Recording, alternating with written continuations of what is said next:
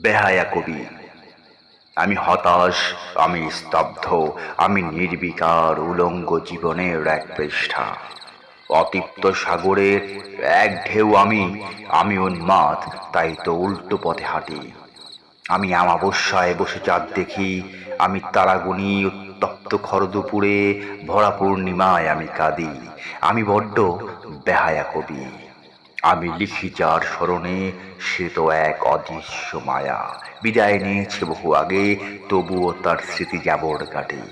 আমার কলম লেখে অবিরত, সবটাই জীবনের গল্প। আমি লিখি হারানোর গল্প, তোমরা যারা জয়ী তাদের জন্য। ক্ষত বিক্ষত আমার জীবন ভবঘুরে কুকর্মে ঢাকা, হাজারটা অপবাদ কাঁধে আমার, তবু আমি দিব্যি হেঁটে চলি, সাথে নিয়ে একগাল হাসি।